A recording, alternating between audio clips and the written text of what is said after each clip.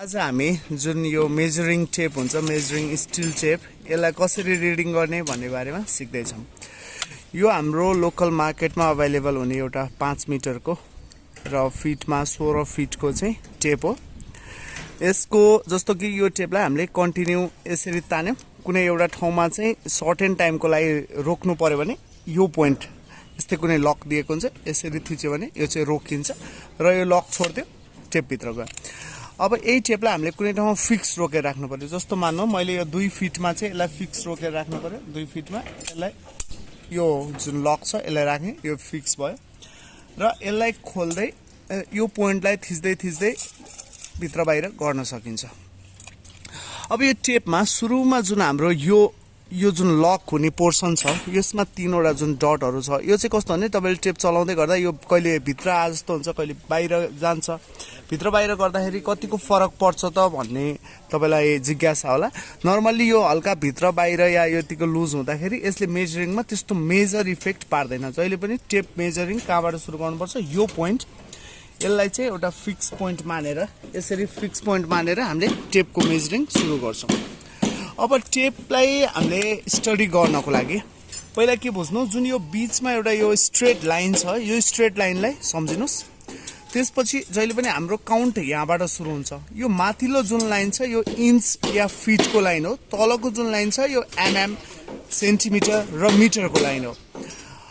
अब हाम्रो जुन यो मसिनो लाइन छ, यो मसिनो लाइन भनेको जहिले पनि एमएम को लाइन हुन्छ। जस्तो यो माथिको लाइन यो पोइन्टबाट सुरु भएर यहाँसम्म 1 फिट 2 फिट 3 4 5 6 7 सरी यो इन्च 1 2 3 4 5 6 7 8 9 10 11 12 इन्च भएपछि 1 फिट भयो।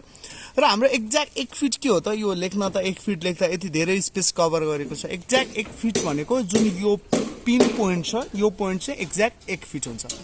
अब इन्च हेर्नको लागि 1 लेखेको ठाउँ 1 इन्च हो कि के चाहिँ 1 इन्च हो भनेर कन्फ्युज हुनुहुन्छ भने 1 सँग जुन एउटा धर्को हुन्छ, ठाडो धर्को जुन चाहिँ तल आएर तेर्सो धर्कोसँग चाहिँ परपेन्डिकुलर भएर बसेको हुन्छ, त्यो चाहिँ 1 इन्चको लाइन हो। जस्तै 2 मा पनि यो जुन तपाईले देख्न सक्नुहुन्छ, जुन यो ठाडो धर्को तेर्सो धर्कोसँग परपेन्डिकुलर भएको छ, यो 2 इन्चको लाइन हो। अब हामीले कहिलेकाहीँ भन्दै गर्दाखेरि 2.5 इन्च भन्छौं। 2.5 इन्च भनेको कस्तो हो, 2 र 3 को बीचमा जुन एउटा धर्को सबैभन्दा लामो या तेर्सो धर्कोको नजिक हुन्छ त्यो 2.5 हुन्छ। यो पौने भयो, यो सवा भयो।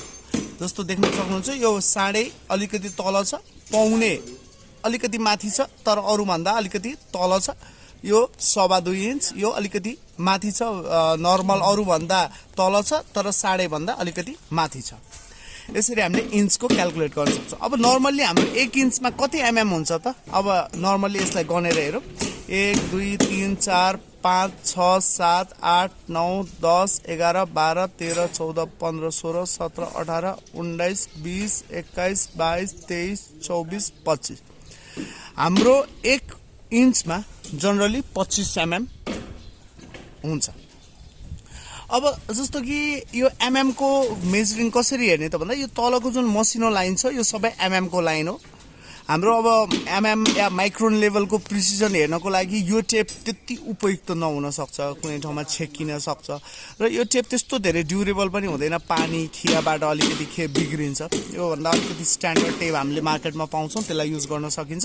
तर नर्मल कन्स्ट्रक्सनको लागि यो टेप सुइटेबल नै हुन्छ। एमएम मा हेर्ने हो भने जस्तो कि यो हाम्रो तलको एमएम को लाइन हो भने यो 1 2 3 4 5 जुन छ यो चाहिँ हाम्रो सेन्टिमिटरको लाइन हो।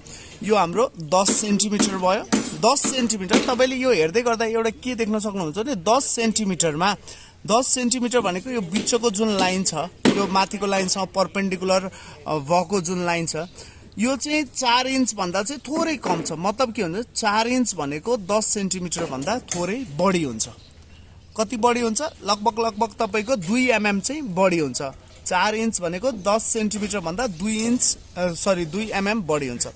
यो तलको लाइन सेन्टिमिटरको लाइन भयो, यो मसिनो धर्का एमएम को धर्का भयो र हरेक 10 सेन्टिमिटरमा यो रातो पोइन्टले इन्डिकेट गरिएको हुन्छ।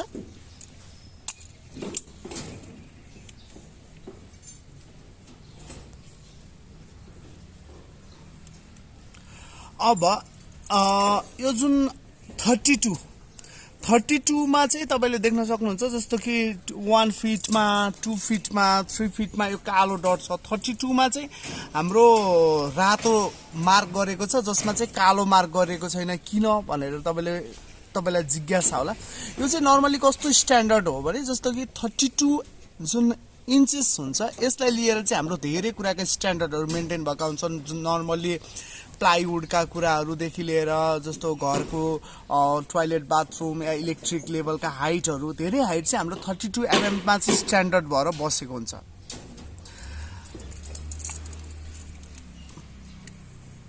अब यहाँबाट हामीले देख्न सक्छौं जस्तो कि 4 फिट पनि एउटा स्ट्यान्डर्ड फिट हो जस्तो कि अब नर्मली हाम्रो प्लाइवुडहरु जुन आउँछ जुन 4 फिटका हुन्छन् 4 फिटलाई पनि एउटा स्ट्यान्डर्ड युनिटको रूपमा चाहिँ हामीले हेरिन्छ नर्मली हामीले टेप अपरेट गर्ने टेपमा कसरी इन्चलाई छुट्याउने एमएम लाई छुट्याउने सेन्टिमिटर र मिटर छुट्याउने जस्तो यो 100 भन्नेबित्तिकै 1 मिटर भयो यो छुट्याउने बारेमा छोटो भिडियो तपाईहरुलाई लिएर आयौं सायद तपाईहरुको लागि यो हेल्पफुल हुन सक्छ थ्यांक यू